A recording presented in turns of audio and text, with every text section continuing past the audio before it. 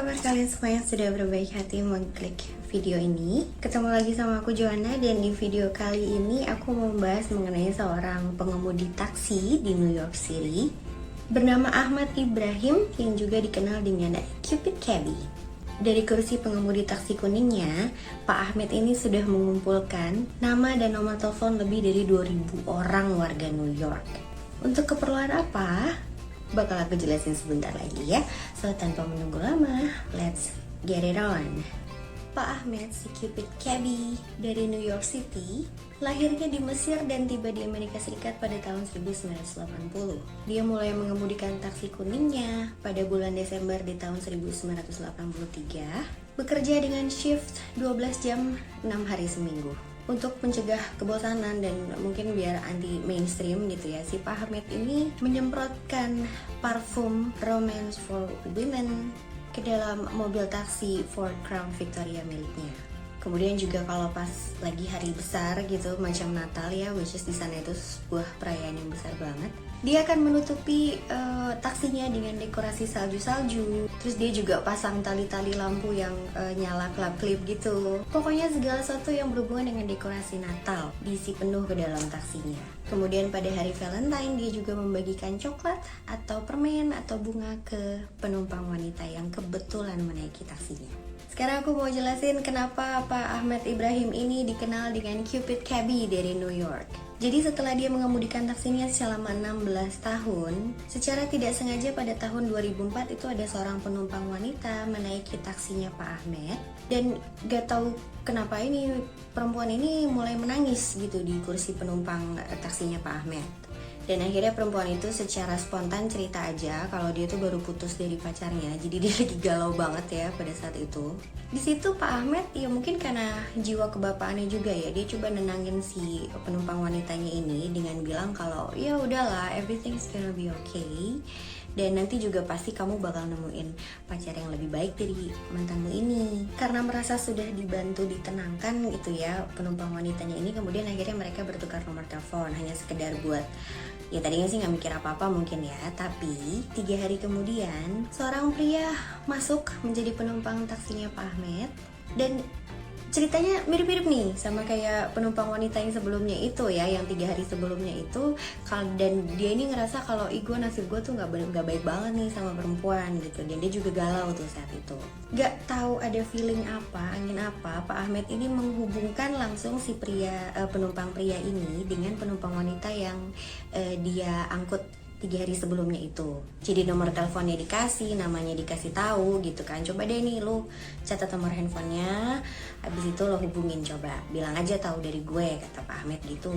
Dan beberapa minggu kemudian, you know what, Pak Ahmed dapat telepon dari si penumpang pria dan ngasih tahu Pak Ahmed sesuatu yang di luar dugaan, kalau ternyata si penumpang pria dan penumpang wanita ini sekarang sudah ngedate selama beberapa minggu ini. Dan ya mereka ngerasa kalau mereka cocok satu sama lain, dan ya we'll see lah nih bakal mau dibawa kemana. Hal ini pun menginspirasi Pak Ahmed untuk melakukan hal yang sama bagi penumpang-penumpang dia yang lain. Udah dapat gambaran sedikit ya kenapa dia dapat sebutan Cupid Cabbie dari New York City. Akhirnya setelah sukses gak sengaja di awal itu, Pak Ahmed ini menciptakan suatu sistem perjodohan yang sebagian besar sih didasari oleh intuisi dan juga akal sehatnya dia sendiri. Jadi setiap penumpang pria ataupun wanita yang menggunakan jasa taksi Pak Ahmed itu dia nanti ajak ngobrol untuk sedikit banyak lebih tahu lah tentang bagaimana karakter, pekerjaan, perjalanan hidupnya si penumpang ini. Dan kalau jawaban mereka memenuhi standarnya dia langsung catat tuh informasi kontak penumpangnya ini. Sebenarnya sih persyaratan atau standarnya si Pak Ahmed ini sederhana dan masuk akal sih ya kalau menurutku ya. Intinya kalau untuk yang pria itu harus wajib mesti kudu punya pekerjaan dan juga bukan playboy gitu ya, bukan tipe-tipe player. Kalau pria yang berusia awal 20-an itu biasanya dicoret dari daftarnya dia karena dianggap masih terlalu muda dan masih liar gitu ya, mungkin masih mencari jati diri atau gimana, jadi dicoret tuh, nggak bakalan dicatat nomor kontaknya. Dan juga untuk penumpang wanita yang kayaknya nih dia cari sugar daddy doang gitu ya, berorientasinya tuh selalu uang gitu untuk mencari pria-pria, itu juga nggak masuk ke daftar kontaknya. Ada 2 pelajaran penting yang Pak Ahmed kasih tahu ke penumpang prianya. Yang pertama adalah untuk bersikap realistis ya dalam ekspektasi mereka, dan juga berhenti bersikap dangkal. Pak Ahmed ini ngasih contoh kayak gini. Jadi ketika dia waktu SMA itu dia ngarepin banget bisa dapet pasangan itu wanita yang pokoknya dari fisik, dari otak, dari segala macamnya itu udah kayak Miss Universe gitu ya. Nah kemudian ketika Pak Ahmed di perguruan tinggi, kata dia ya kalau nggak dapat Miss Universe, Miss Amerika juga nggak apa-apa deh gitu kan. Setingkat beberapa tingkat lebih di bawah juga nggak masalah deh gitu. Jadi kayak mungkin maksud dia nggak perlu terlalu muluk-muluk, pengennya yang tipe-tipe cewek yang kayak model ya, karena mungkin New York gitu ya. Gudangnya fashion ya, cewek-cewek yang tinggi semampai, kaki jenjang gitu kan. Nah sementara ya mungkin pesannya Pak Ahmed ya lu juga ngaca lah gitu, lu kayak apa gitu, nggak usah terlalu ngarepin cewek-cewek yang perfect gitu. Dan juga tentang bagaimana jangan bersikap terlalu dangkal ya, mungkin tidak menutup kemungkinan juga kita bisa dapat lebih dari yang kita mau gitu kan, dari yang kita harapkan gitu. Jadi ya maksud dia di tengah-tengah lah gitu, terlalu berharap enggak, terlalu pesimis pun tidak. Jadi Pak Ahmed ini berkomunikasi dengan kliennya itu lewat email dan juga lewat telepon.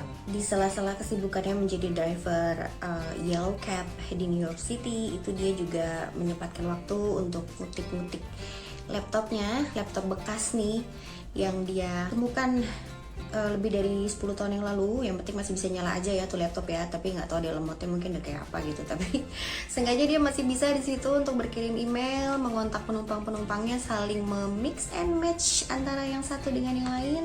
Layanannya yang gratis ini dicatat dalam The Wall Street Journal yang berpendapat bahwa mungkin layanan kencan Pak Ahmed adalah yang paling eksklusif di kota New York. Tidak seperti aplikasi kencan yang lainnya di mana Anda harus login, punya email dan bla bla bla, mengisi biodata. Enggak, kalau layanan kencannya Pak Ahmed, satu-satunya cara untuk mendaftar atau untuk sign up adalah dengan secara kebetulan atau takdir mungkin ya, naik ke dalam taksinya.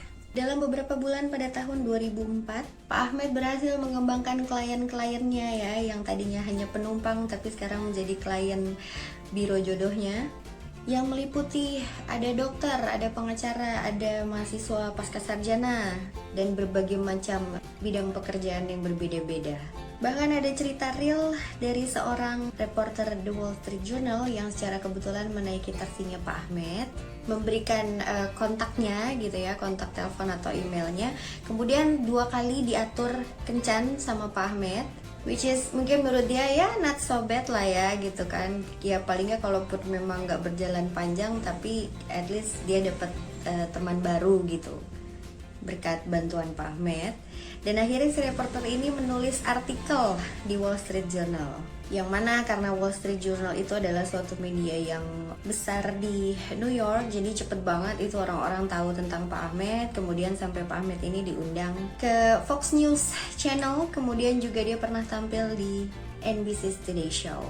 Dari kursi pengemudi taksi kuningnya, Pak Ahmed ini total sudah mengumpulkan nama dan nomor telepon lebih dari 2.000 warga New York, dan telah berhasil mengatur 100 kencan, dan lebih dari 30 diantaranya itu kelihatannya mengarah ke hubungan yang bertahan lama. Bahkan menurut salah satu kliennya yang berhasil, ini bilang kalau jasa biro jodohnya Pak Ahmed ini bahkan lebih baik dari Tinder, Match.com atau yang sejenisnya. Bahwa dengan bantuan Pak Ahmed ini gak cuma swipe kanan kiri lalu ghosting, tapi kita bakal bener-bener ngejalin kontak di situ. Ada yang agak ironis sih kalau menurutku di sini. Jadi si Pak Ahmed ini bercerai di tahun 1983 ya, belum menikah lagi gitu.